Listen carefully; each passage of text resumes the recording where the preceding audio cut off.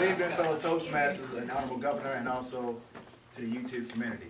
I had the unfortunate opportunity to attend a memorial service for a fellow co-worker that had lost his battle with cancer at the tender age of 39. His name was Sinclair. So on my way to the place where the memorial was held, a friend and I were discussing who was going to speak on behalf of the mentorship program that he and I are involved with, and also Sinclair was a part of.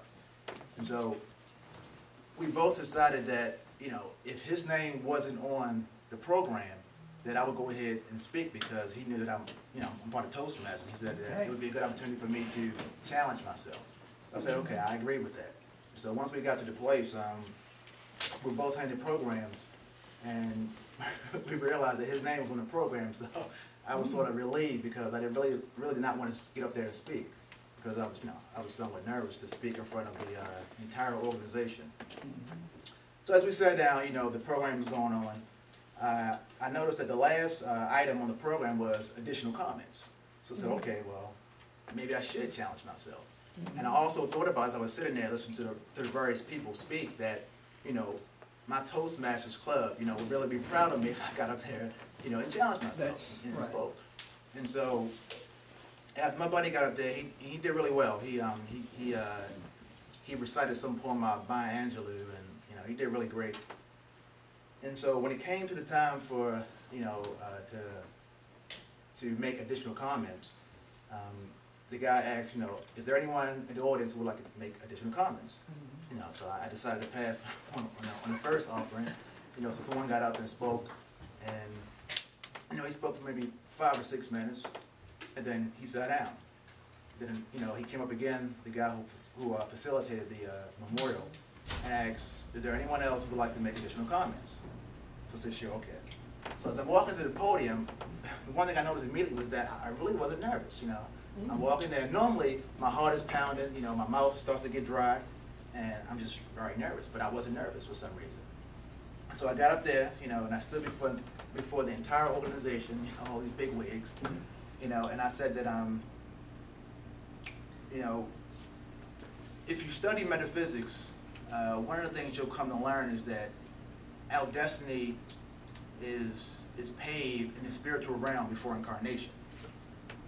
And I said, moreover, every experience that you've had in life, it affects your being, regardless how long the experience took place or how difficult it may be to recall that experience. It affects your being. In other words, we are a sum total of our past experiences. And so I said, with that, and I spoke directly to his wife who was there at the memorial service, I said that, the experiences that you have shared with your husband Sinclair has affected your being.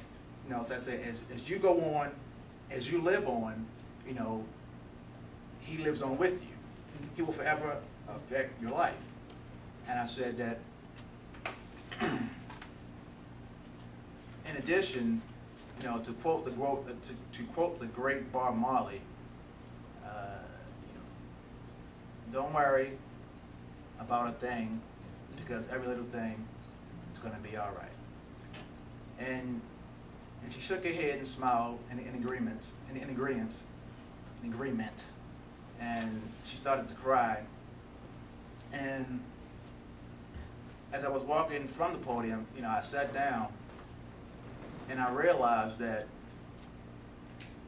life is a precious thing. This guy died at the age of 39, and I realized at that particular moment that, we have a tendency to take life for granted.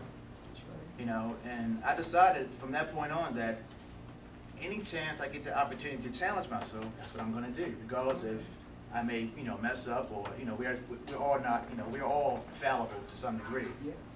And, and that's what life is about. Life is about challenging yourself, stepping outside of your comfort zone, and just be willing to make a mistake. Be willing to make a mistake and be willing to mess up. But the bottom line is, you challenge yourself, and those are my thoughts when I sat down. Thank you.